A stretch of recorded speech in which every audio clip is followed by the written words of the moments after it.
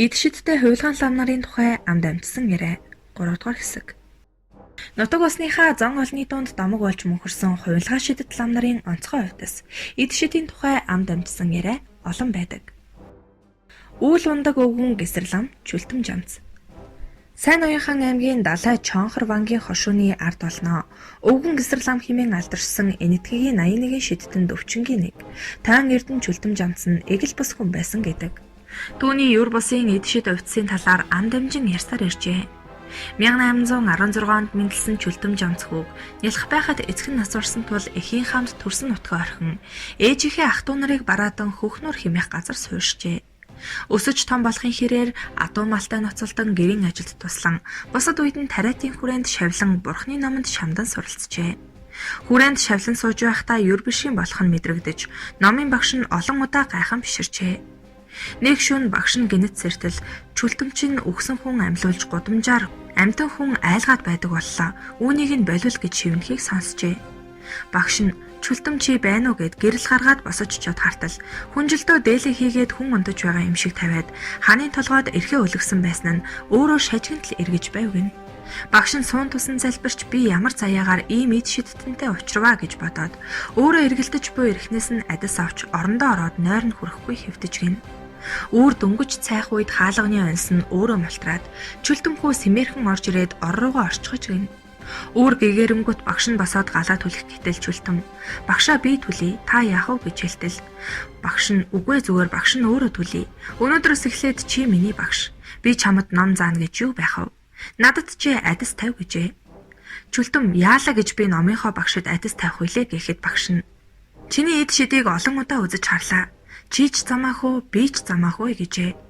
Ингээд багштай ирэхээрээ адис тавьж өгөөд эд шидэн тодорсон хүү номын мөрхөн хүссэн газартаа явдаг болжээ.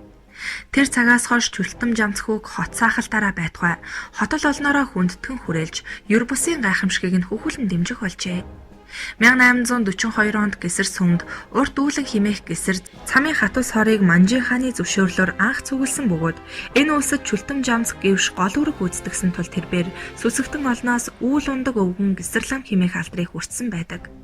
Нэгэн өдөр Гэсэр ламтан дарахтын бөө намайг үзэлцээ гэд дуудаад байх юм химээгээд хоёр шавээ дагуулад эгийн даваа руу явжээ.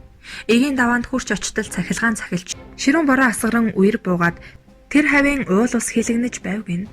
Гэсэр ламтан хоёр шаваараа даруухан гурилан хүн хийлгээд хийлгсэн хүнээ дээш доош нь харуулж илтвлээд тарин уншаад байж гин.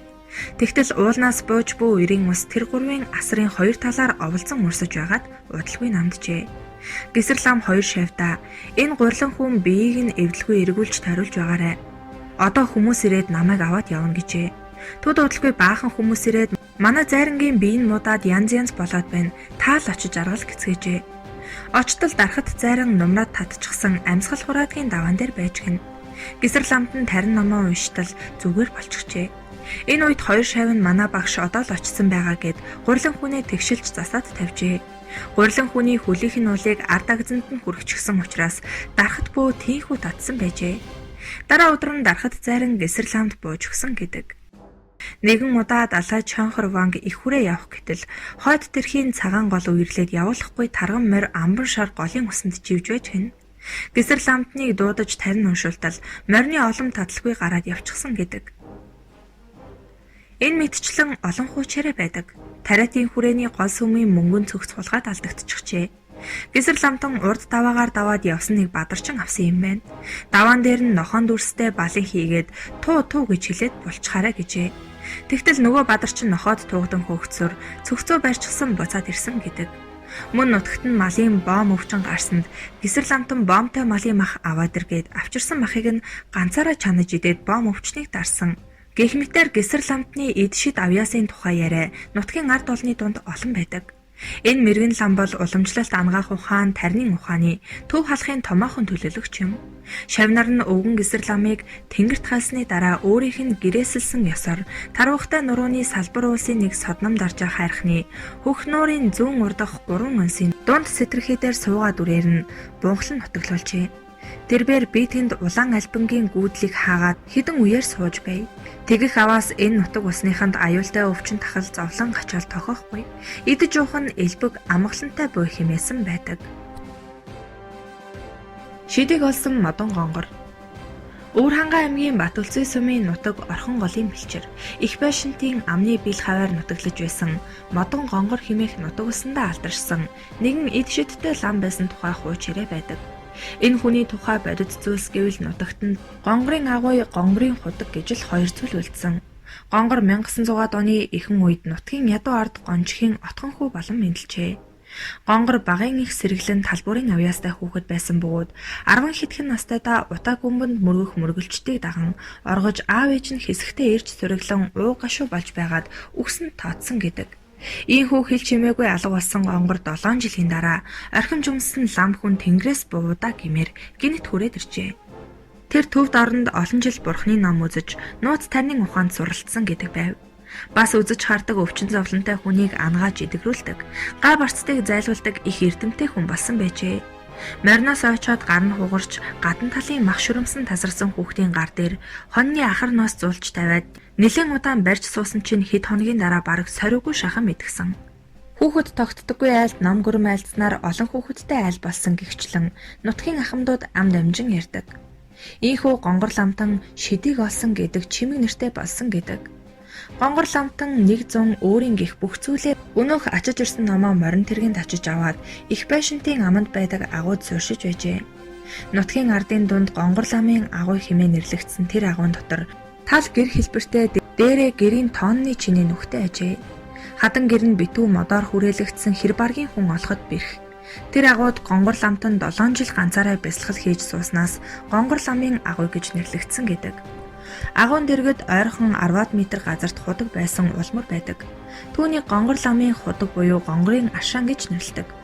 Гонгор ламыг нутгийнхан ихэд хүндэтгэж биширдэг байсан тул ойр хавийнхан зэрэгэлдээ сумын хүмүүс цагаан идэ гурил будаа зөөж агууд нь эргэж ирэх далимдаа асууж сургалдаг, үзүүлж харуулдаг байжээ.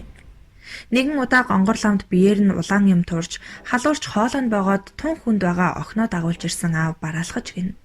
Их сайхан зантай тэр өвгөн лам охиныг толгооноос нь хөл хүртэл хэд илж үзээд зүгээрээ маргаашнаас эхлээд хатаж эхлэн гэсэн нь ёсоор болсон гэж нутгийн олон хуучилдаг.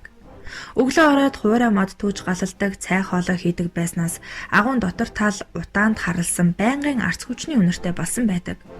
Гонгор ламын агуй хэмээх тэр хадан герт бичиг номын хуудас даавуу хуучин хувцсны тасархай ламтны модон орны банц модны өөдөс түлш түлээ гал түлж байсан 3 чулуу хүртэл одоо ч байдаг гэдэг. Агууд 7 жил суухад гонгор ламтанд янз бүрийн юм тохиолдож байжээ. Нэг өдөр бэлсгэлээ хийгээд сууж байсан чинь агуун үдээр том чон ороод иржээ. Гонгор лам огт хөдөлсөнгүй. Залбираад номол чангахан уншаад байж гэн. Том дэл сервэтэ азарган чон орж ирээд ламтны дэргэд ойрхон ирснээ нэг гүзээтэй тусны булан байсныг зууж аваачин агуун хананд наалдуулж тавиад талыг нь идчихэж шар тостой балингуудыг нь хуу хамчихжээ. Тэгээд ойртоод ирэхээр нь одоо л намайг ноолхон дээ гэж бодсон ч огт хөдлөөгүй гэсэн. Чон гонгор ламыг нар зөв тойроод ирсэн нүхээрээ эргээд гараад дахиж ирээгүй гэдэг. Харин тэр уул хаданд чон байнгын улилддаг боловч ламтны агууд дахин залраагүй ажээ. Мөн нэг шөнө баахан адуу уулнаас бууж байгаа бололтой хойлрон орж ирснээ тооны нүхээр нэг амтан асар их дуу чимээтэй унсан гин. Дэнгээ бариад харсан чинь нэг хөөхөн унаг ойчсан байж гин. Унаг хаана ирснээ мэдэхгүй шүнжин агуу дотор пижигнүүлэн хонжээ. Гонгор ламтан ч унтсангүй. Адууч сурггүй алга болсон гин.